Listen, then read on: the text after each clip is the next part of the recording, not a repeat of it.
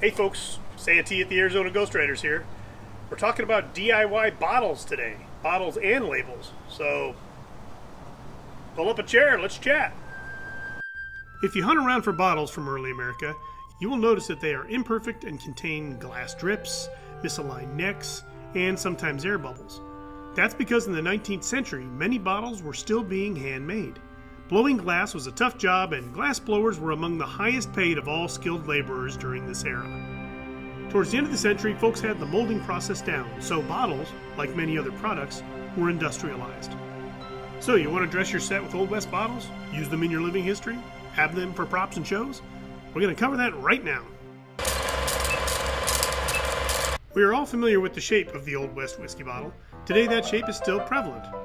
Well, that's what we're going to focus on making labels for, mainly because I have a lot of empties, for obvious reasons. Now, these techniques will work for medicine bottles and food tins as well. Breakaway bottles are available for about $20 a piece, and of course, you can make them cheaper, but we're not getting into that today because, well, I haven't embarked on that process yet. First, you need a bottle. It can be real glass for set dressing and living history, or plastic for stunt shows. Second, I would do a quick measure of the existing label before removing it. The one we're doing today is 4 inches wide by 5.5 inches long.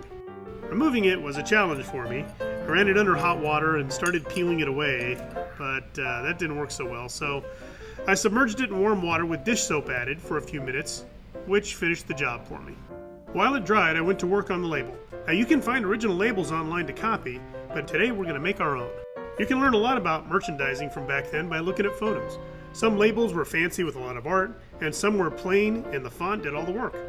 Ours is a mix of illustrations pulled off the internet and fonts. The color scheme is a charcoal gray over grungy paper. My plan is to make it look like the saloon reuses the same old bottle to put its homemade rot gun in. Once it's printed and trimmed up, it's time to fix it on the bottle. You can use plain old contact cement if it's going to just sit on a shelf, but if you want it to be used, you have to protect that label a little bit better. I use Mod Podge to fix it on. After it dries, I brush on a coat over the label and overlapping the bottle about 1/4 of an inch. This will protect the edges from peeling up. Now see, that wasn't so hard. And guess what? You got to be a little crafty. Okay folks, it should also be noted that in order for it to look like whiskey in the bottle, you can use tea, you can use flat soda, you can use watered down coffee, and of course you can use real whiskey if you want, but... Hey Santee. Oh, hey Jerry, what do you got there? This here is a breakaway bottle. This is a Hollywood style breakaway bottle, and we had it in our prop room, but as you can see here, it's deformed. That's because this thing's made out of a plastic, a really brittle plastic, and the heat this summer, which was about 120 degrees at one point, melted this prop bottle. Can you look at that? Wow. But I think it's still functional, all right? So let me show you how it works, okay? You don't want to hold it by the neck because it'll snap off right there because, like I said, these things are fragile and brittle.